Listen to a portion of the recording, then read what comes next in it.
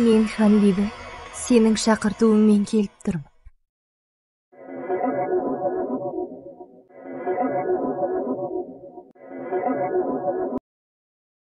Ханбибі, бері жақында. Сені тыңдап тұрмын.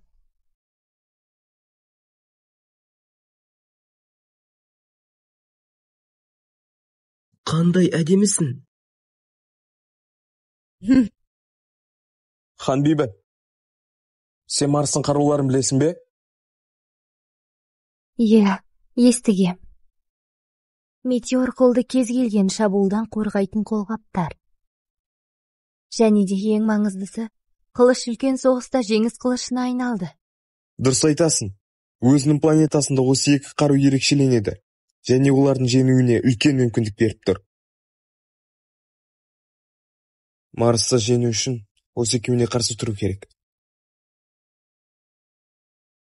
Ханбибі, өзінің жаныңды батырының жеңісіне арнай аласың ба? Әрине, қуана арнаймын. Жаныңды бересің бе? Мынау криптонит саған көмектеседі.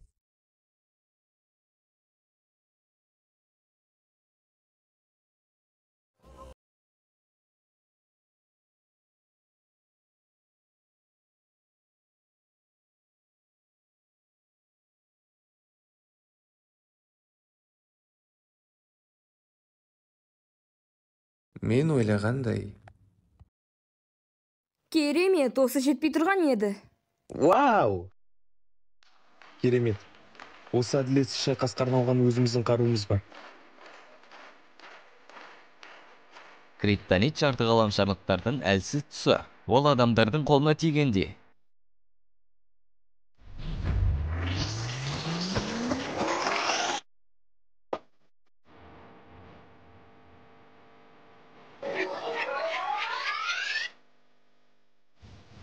Ер жігітінің бағалын ескеріп.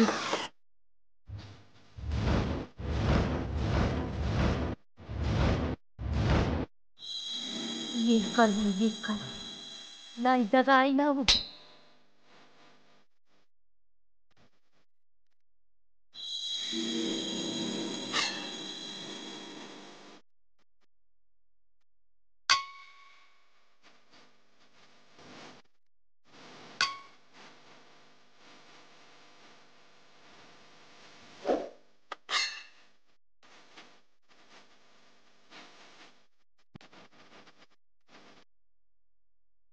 Мен үшін әрқашанда абыройдан маңызды ештеңе жоқ. Мен ешқашанда берілмеймін. Криптонит арқылы қаруға айналған адамда ерекше қабілеттер пайда болады.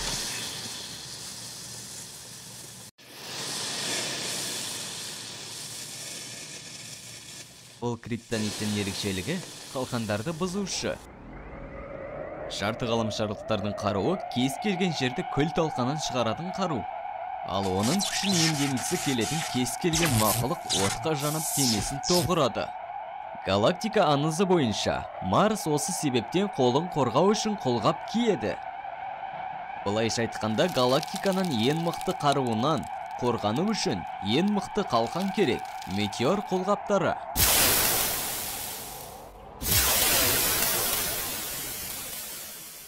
Дәл қазір ешқашан орын алмау керек нәрсе орын алды. Энергетикалық қалқан бұзылды ма?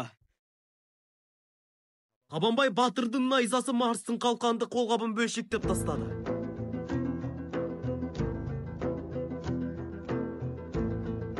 Шапты ма, сен әлі түсінген жоқсыңдар, боқ мұрындар.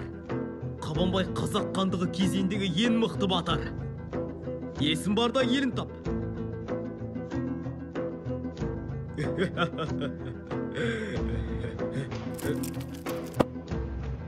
Орнына отыр. Бұл әлі бастамасы ғана. және де біз мақтаншақ халық емеспіз.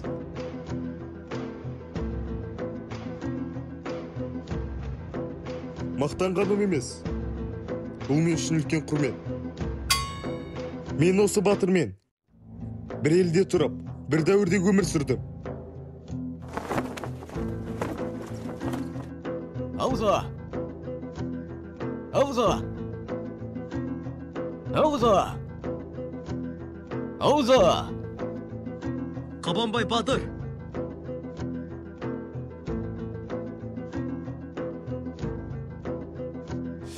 Осы шайқас сенің рухыңды көтереді.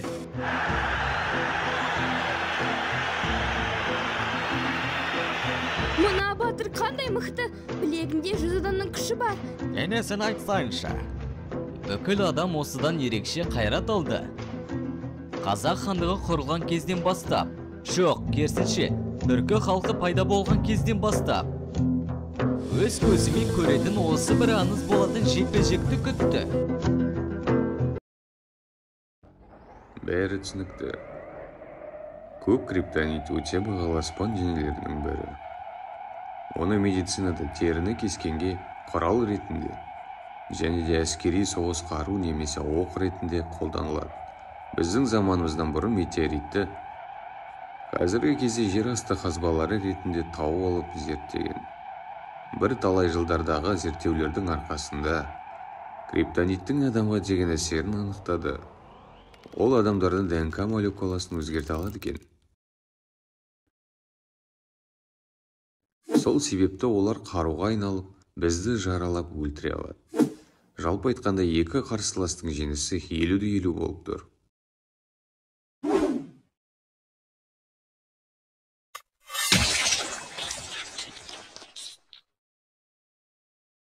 Мұна қу адамдар есірген екен. Олар бізге жарты ғаламшарлықтарға шынымен де қарсылық танытатынын кім ойлады?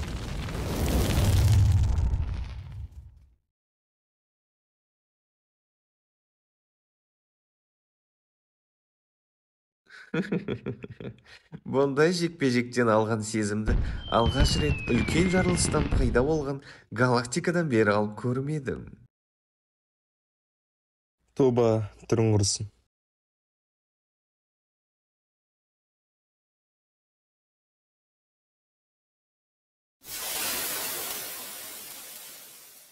Не бұл өзі? Не болып жатыр?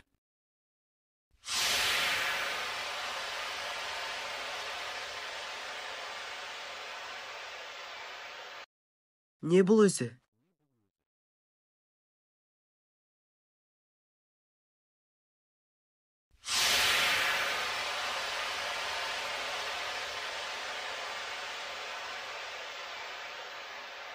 Қылыш балқып жатыр ма? Әлде қалай? Құдайым-ау, қылыш балқып, қызып жатыр.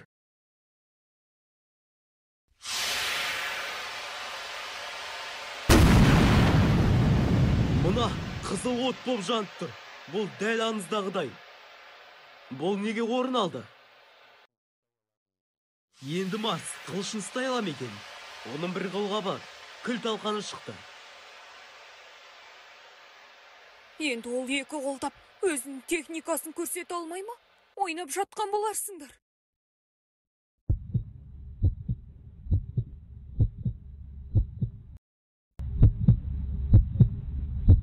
Ненің дауысы шығып жатыр?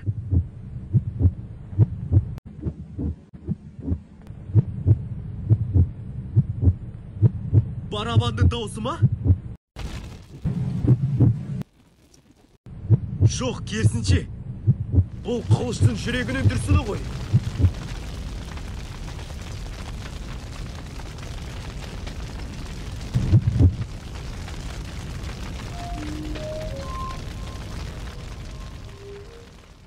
Ақыра, ояндым ба?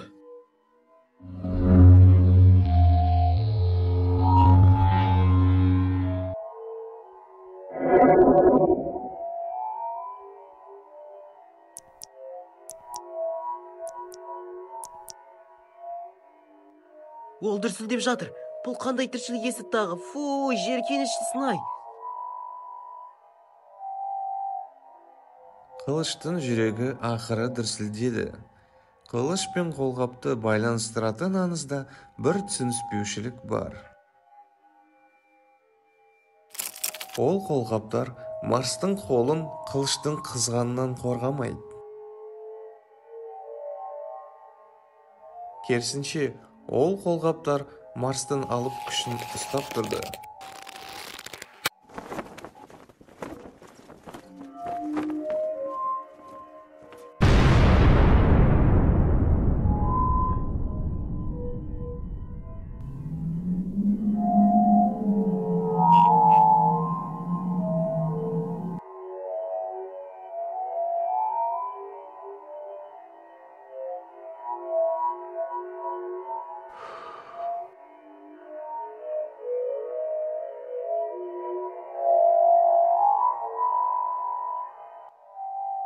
Ойқы бас.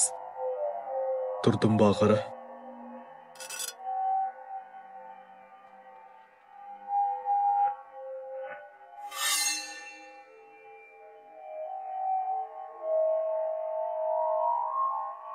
Базар жоқ. Адам жоқ. Керісінше, Қабанбай батыр. Дұрыс айттым ба? Сенен бір өтініш болып тұр.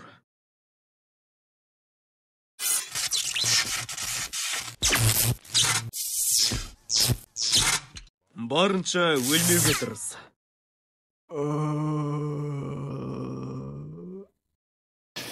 Қабанбай батыр Марстың жекпе-жекке деген шабытын ашты. Шайқас немен аяқталар екен? Бұл жекпе-жек қыза түсті. Тіпті қазақтардың өзі бұл жекпе-жек немен бітетінін білмейді.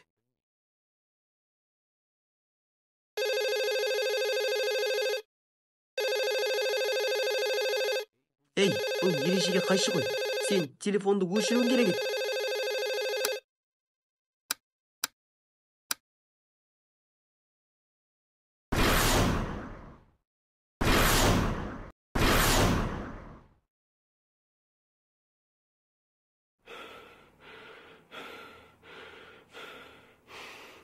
Не боп қалды? Мен енді білдім.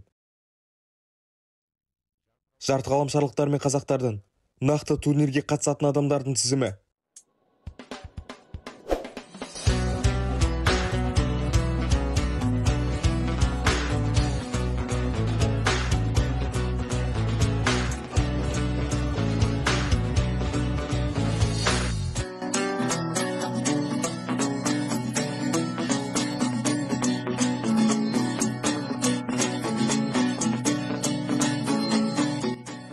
Осы 13 жекпе-жек барлығын шешпек. Бұл ақыр заманның белгісі. Осы 13 адам жер тұрғындарының соңғы үміті.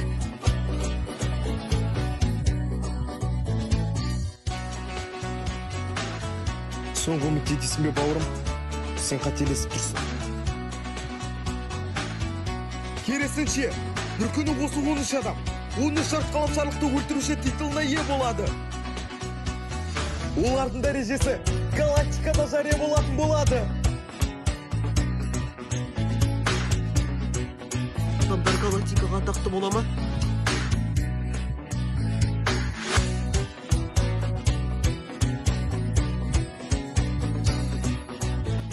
Андромеда турнирге қатысатын адамдардың толық тізімі шықты. Қойш, кәні көрейінші. Ба шіркін, япырмай. Бұл мен ойлағаннан да қызық болма.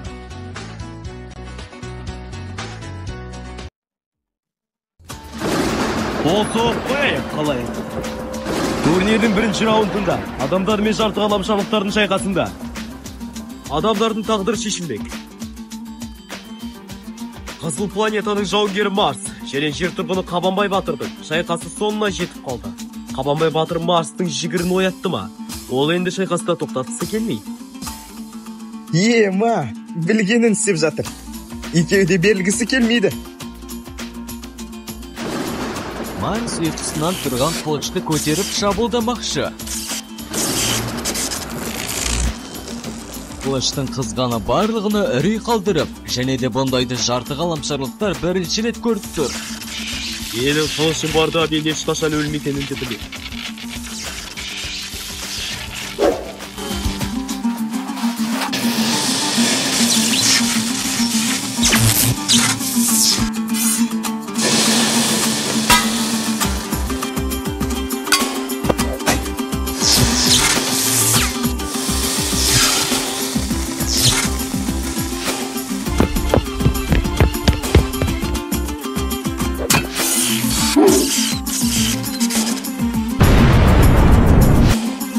Марс кылычын бекер лактырган жок. Ол үлкен күч алуу үчүн кылычына жаттыгуу жасатты. Ягыны бул сергитүү сәтте энди ол физикалык жагынан бар күчүн көрсөтө алат. Кабанбай батыр, абайла! Бірнеше жыл бұрын ол планетасына шабуылдаған ашығын осы техникамен өлтірді. Және де бұл техниканы тек бір рет қана қолданды. Алға.